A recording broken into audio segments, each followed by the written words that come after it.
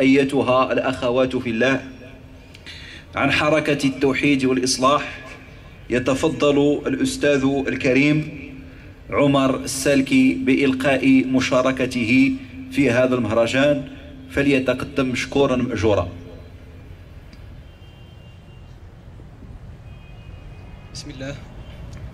بسم الله الرحمن الرحيم، وصلى الله وسلم على سيدنا محمد المبعوث رحمة للعالمين. وأشهد أن لا إله إلا الله الواحد الأحد الفرد الصمد الذي لم يلد ولم يولد ولم يكن له كفوا أحد. وأشهد أن محمدا عبده ورسوله وصفيه وخليله، أدى الأمانة وبلغ الرسالة ونصح الأمة وكشف الغمة، وجاهد في الله حق جهاده حتى أتاه اليقين، ونحن على ذلك إن شاء الله من الشاهدين. فاللهم أحينا على سنته، اللهم أحينا على سنته وأمتنا على ملته، وارزقنا من يده الطاهرة الشريفة شربة ماء لا نظمأ بعدها أبدا. أيها الأماجد، لا يجادل أي واحد منا في أن الركن الركين والدعامة الأولى من أركان الإسلام العظيمة هو الشهادتان، شهادة أن لا إله إلا الله وشهادة أن محمد عبده ورسوله. أيها الأحبة الأفاضل، نستثمر الظرف والمناسبة شرط كما يقول الفقهاء لكي نعرب من هذا الموقع الكريم لكل قريب وبعيد ولكل عدو وصديق أننا نحن المسلمين نعتبر أن تصديق رسول الله صلى الله عليه وسلم في كل ما أخبر عن نفسه، لا سيما أنه هدية السماء إلى أهل الأرض، وأنه المبعوث رحمة للعالمين، وأنه جاء رحمة للناس ولكي يأخذ بأيدي الناس إلى ما فيه الصلاح والفلاح والنجاح. نعتبر هذا بل نؤمن به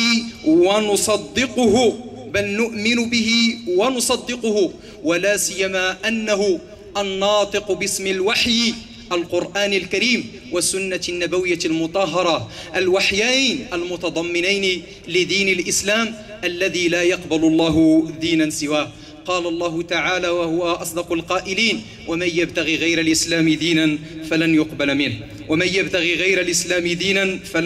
منه. ولذلك فنحن المسلمون في ربوع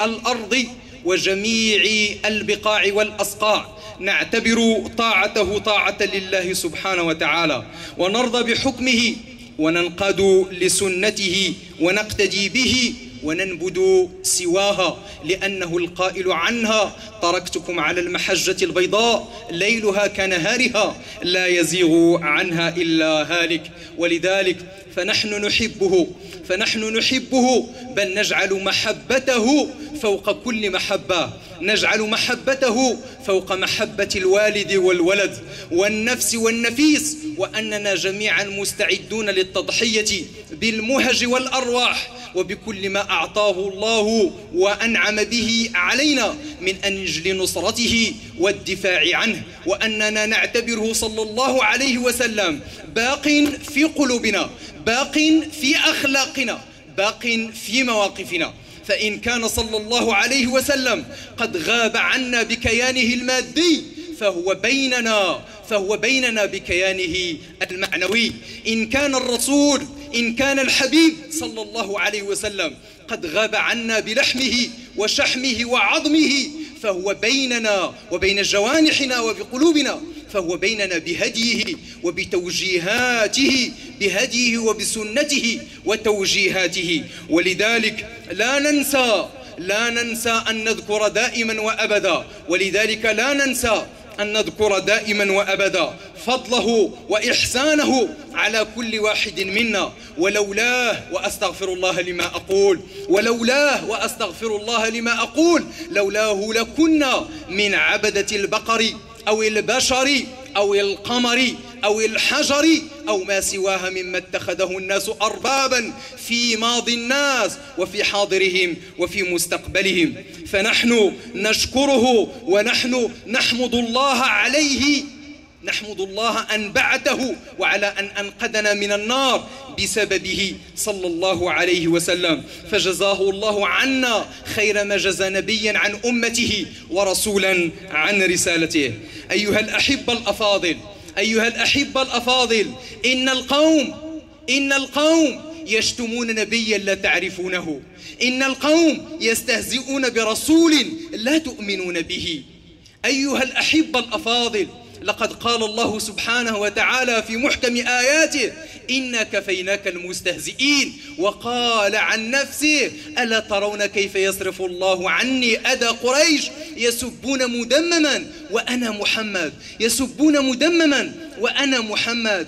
أيها الأحبة الأفاضل، لقد تجسد قول الله سبحانه وتعالى بالملموس: إن كفيناك المستهزئين. يسبون نبيا يدعو إلى الظلم وأنتم لا تعرفون إلا نبيا يدعو إلى العدل. يسبون نبيا يدعو إلى الحرب وأنتم لا تؤمنون إلا بنبي يدعو إلى السلم. يسبون نبيا يدعو إلى قهر المرأة وقهر الولد وأنتم لا تعرفون إلا نبيا قد دعا إلى إعزاز وتكريم المرأة. فانظروا كيف يصرف الله عن نبيه أذى القوم. يسبون ويستهزئون بنبي لا تعرفونه ولا تؤمنون به.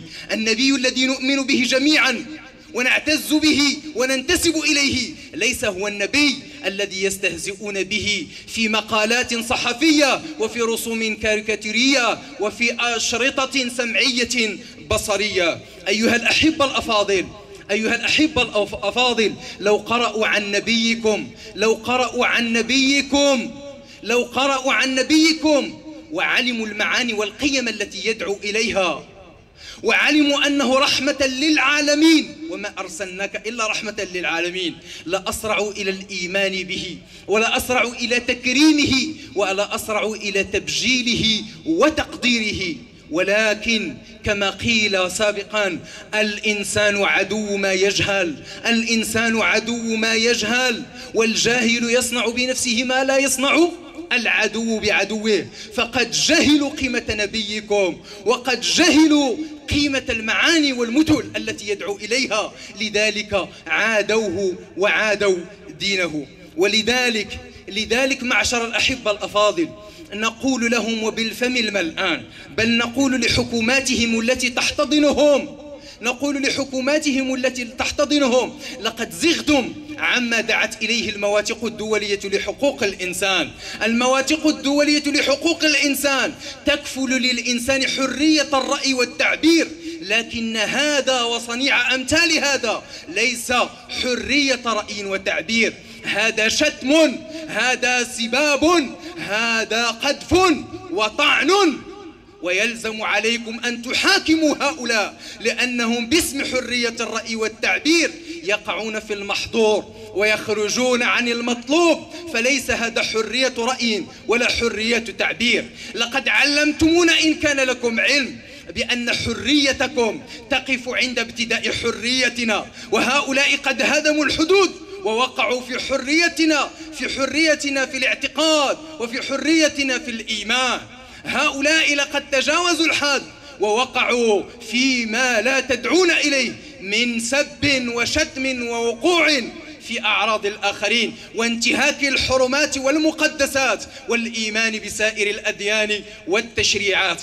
أيها الأحبة الأفاضل، لا يضيركم كيدهم ولا يضيركم صنيعهم، لأن الله قال من فوق 7 سماوات: عليهم دائرة السوء، عليهم دائرة السوء، عليهم دائرة السوء. وقال أيضا: إنا كفيناك المستهزئين. وقال أيضا: إن شانئك هو الأبتر، إن عدوك هو المقطوع. وفعلا تذكروا على مر الأزمان وعلى مر الأزمنة والأمكنة، كم من زمن أبي جهل إلى اليوم كم من الناس وقعوا واستهزأوا وانتقصوا وعابوا وبخسوا ونقصوا من قيمة رسول الله صلى الله عليه وسلم، فطواهم الزمان في سجل النسيان، كأنهم لم يكونوا وكأنهم لم يتكلموا وكأنهم لم ينتقصوا ولم يعيبوا. وبقي إن شانئك هو الأبتر، وبقي النبي صلى الله عليه وسلم على مر الأزمنة والأمكنة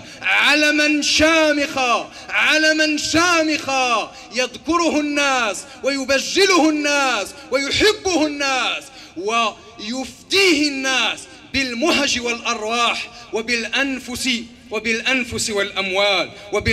والأموال فلم يعد لهم ذكر، وبقي ذكر النبي صلى الله عليه وسلم، بل صار ذكره والتفكر فيه والصلاة عليه عبادة وقربة يتقبل بها إلى المولى جل وعلا. وسيبقى في زمننا وسيبقى في مستقبل أيامنا هكذا علما شامخا إلى أن يرث الله الأرض ومن عليها. أيها الأحبة الأفاضل، إنما ترون وما تحضرون ما هو كذلك إلا تجسيد لقول الله سبحانه وتعالى: ورفعنا لك ذكرك. سيبقى ذكرا مرفوعا ما بقيت السماوات والأرض. أيها الأحبة الأفاضل، لا أطيل أكثر من اللازم، وأستغفر الله لي ولكم، وسبحانك اللهم وبحمدك، أشهد أن لا إله إلا أنت، أستغفرك وأتوب إليك.